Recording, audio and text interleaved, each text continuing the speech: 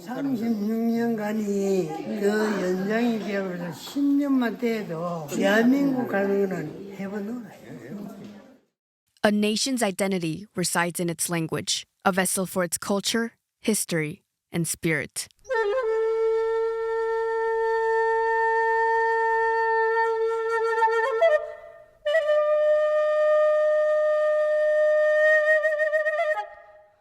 Amid globalization and assimilation, almost half of the world's languages are now at risk of extinction. Preservation of these languages is essential not only as a cultural right, but as a generational responsibility. At the turn of the 20th century, the world's imperial power sought to colonize smaller nations into vast empires. In the Far East, the Japan-Korea Annexation Treaty of 1910 specifically targeted the Korean language to assimilate Korea into Japanese society. In resistance, a small group of scholars formed the Korean Language Society and fought for the right to their language and took on the responsibility of preserving it. Guided by the vision of founder Chu Shi-kyung, the society took its first major step in 1913 by officially naming the Korean script as Hangul, meaning our nation's language. 주시경 선생님이란 뛰어난 스승님이 있었고 그 스승으로부터 이제 교육을 많이 받은 몇 명의 제자들이 정말 뜻을 합쳐서 조선어학회에서 이제 우리말과 글을 백성들한테 가르치고 이제 지켜나가기 위해서 노력을 했고 거기에 가장 결정적인 게 우리말 사전을 자체적으로 만들어야 되겠다. 그 사전 작업에 몰두하게 되죠. This marked the beginning of the society's mission to standardize and protect the Korean language as a cornerstone of national identity. This is their story, a story of defiance, sacrifice, and the unyielding commitment of a people silenced but never defeated.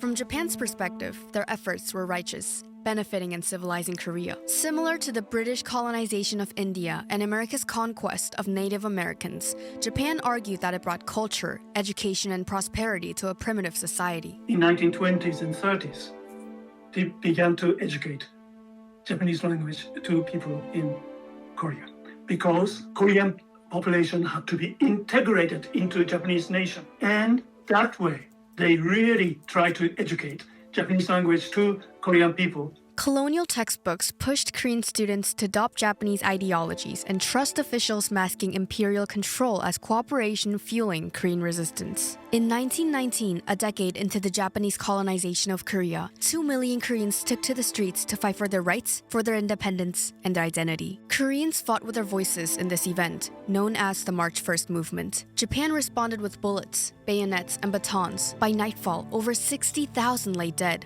wounded, or hauled away in chains. News of the violent suppression spread, and Japan faced mounting pressure to portray itself as a benevolent force while still maintaining absolute control over Korea. As a result, Japan required all Koreans to learn and speak Japanese and to stop using Hangul. In 1922, Japanese was legalized as the primary language in Korea. All media, legal proceedings, communications, and education were required to be in Japanese.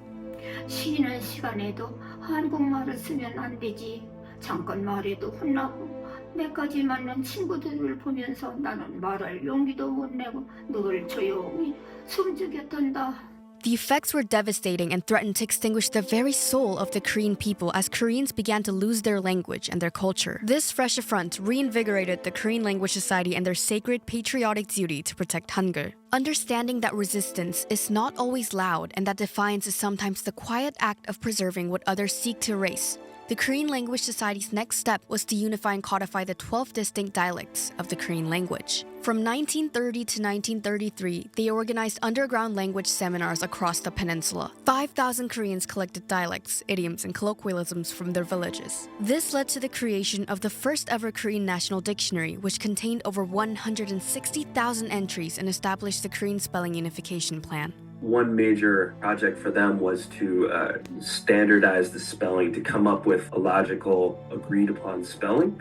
And you may think, oh, spelling, what does it matter? It's just spelling. But there were very important linguistic theories behind it. And these were very accomplished scholars. And they made painstaking efforts to get this consensus on how to properly express the Korean language. In each recorded word and every standardized rule, they were not only fulfilling their responsibility, but also establishing the rights of a free and independent Korea. However, as the march towards World War II advanced, Japan exerted more control and tightened its grip on Korea, driving Hangul to the brink of extinction. In 1938, ordinances were passed with a singular purpose: assimilation of Koreans into Japanese society through a complete erasure of Korean identity. Koreans were required to adopt Japanese names. The Japanese called it the gift of civilization. To keep the flame of the Korean language alight in its darkest hour, the Korean Language Society decided to blatantly defy Japanese laws at the risk of their own lives and to teach their outlawed language to Koreans by hosting underground lectures.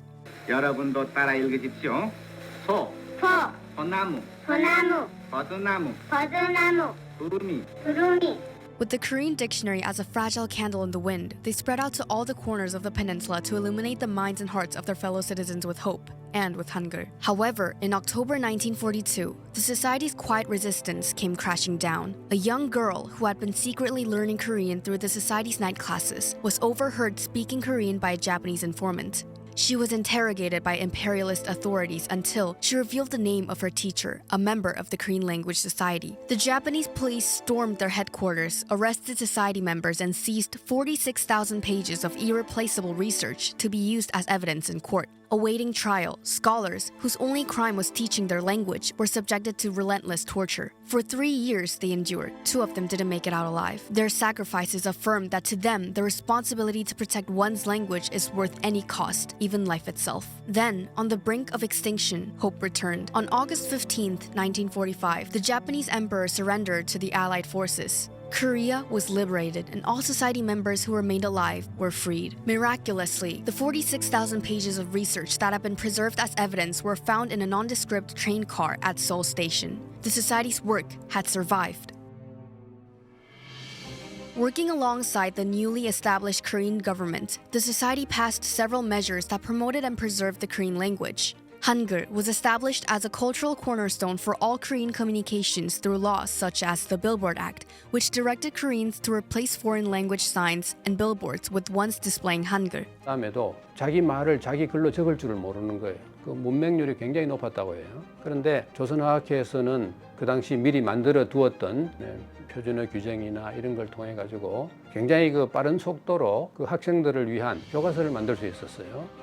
In the succeeding decades, secondary education in Korea would increase from 0.9% to 94.5%. Today, literacy in Korea approaches 100% and the Korean language is celebrated worldwide. Without the Korean Language Society's efforts to save Hangul, the world would have been deprived of significant creative contributions, from a Nobel-winning Korean novel to the first non-English film winning the Academy Award for Best Picture, to Korean series breaking records at the Emmys, along with many other accomplishments that have brought Hangul to the forefront of popular culture. The Korean Language Society's victory did not just belong to Korea. It became a blueprint for a cultural survival around the world. The Korean Language Society understood that preserving a language is preserving its people. This idea has now spread to endangered voices across the globe and is encouraging indigenous communities to preserve their own threatened languages. Still operating today, the Korean Language Society inspires and helps tribes in Indonesia, Thailand, Bolivia, and the Congo, utilizing Hangul as a writing system to preserve their own non-written languages.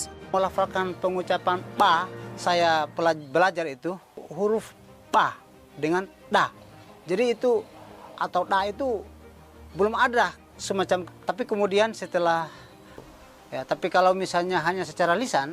And still today, worldwide struggles of marginalized cultures against the suppression and the threat of linguistic extinction continue. Now, as always, language is more than just a right. It's a responsibility worth fighting for. 그 민족이 자기 말을 하고 자기 글을 쓰는 것은 기본적인 인간의 권리인데 그것을 지키기 위해서 조선어학회는 이제 집중적으로 말과 글의 문제를 지켜서 독립을 쟁취할 수 있는 그런 노력을 했던 거죠. When the right to their language was threatened, the Korean Language Society's tireless dedication to saving Hangul was a profound act of responsibility. Today, every syllable of Hangul is a heartbeat, every written word a testament. and every spoken phrase a triumph over silence.